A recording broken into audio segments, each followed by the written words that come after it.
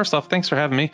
Um, my name's Austin Parker. I'm the principal developer advocate at LightStep, and as we know, LightStep is an observability platform. They help you kind of understand your system, provide all the context you need to figure out what's going on.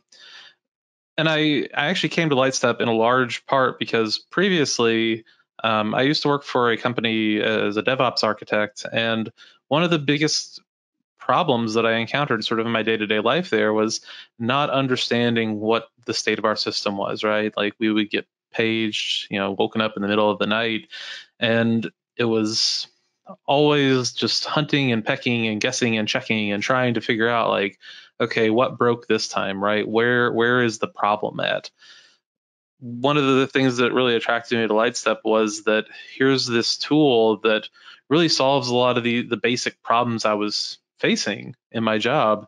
And so I've been here almost 2 years, and in my role as a developer advocate, I help both LightStep users as well as just developers in general, the benefit of observability, how to instrument their software for observability, and really just helping them understand kind of the concepts and how they can apply them to their daily work. The way I kind of define observability is that it's processes and its practices and its principles that help you understand your system, right? Observability is this sort of holistic way to combine different technologies, but also ways to think about performance and to talk about performance, right? So it's not, some people will think observability just means having three different tools or a certain application that they can use to analyze telemetry data.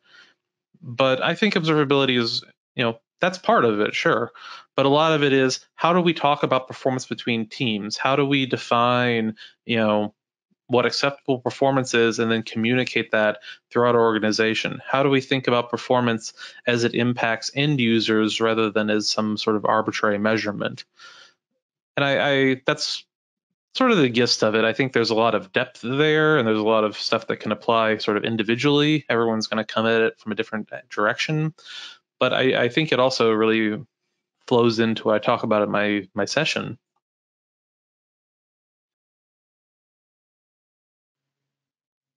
Hmm. I think that what we're seeing is really this focus on observability, sort of a movement away from this older three pillars approach where you had metrics of logs and traces as sort of distinct workflows. And what you're seeing as a trend right now is integrating this data, these data streams together, right? Because they're just different types of data, performance data about your application or about your system.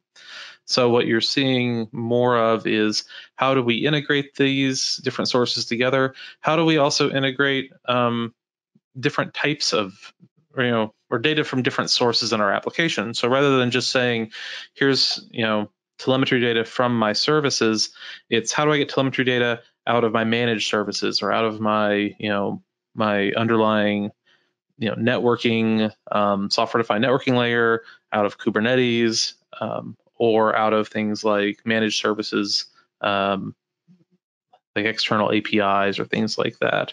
So we're seeing both a more integrated experience on like the tooling side, and then on the instrumentation side, being able to get more in-depth and richer and easier instrumentation for our services.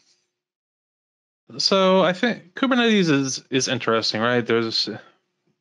It very quickly sort of won the distributed system war in for containerized applications, and quite a few people are either using it or starting to use it, or have even, some people have been there since the beginning for a couple of years. A lot of people are starting to get into Kubernetes now, and a lot of people aren't using it, but they're thinking about it, they're evaluating it. So while it provides a lot of benefits to you as a developer and as an operation, like an operational benefit in making it easier to deploy and scale and run your software, it has a lot of costs that aren't necessarily easy to quantify or really identify before you run into them. So in my session, I'm going to talk about what those hidden costs are, help you quantify them a little bit, and then talk about how a holistic observability approach can ameliorate those hidden costs. I'm really excited for this event, and I would love to see everyone there. Bring your questions. And even if like I said, you don't have to be someone that's used Kubernetes. If you're thinking about using Kubernetes, I think this is actually really valuable if you haven't touched it before, simply because, it's better to hear about these sort of problems you can run into before you really get into the weeds. So I would really encourage everyone to, show up and bring your questions, and we will get them answered.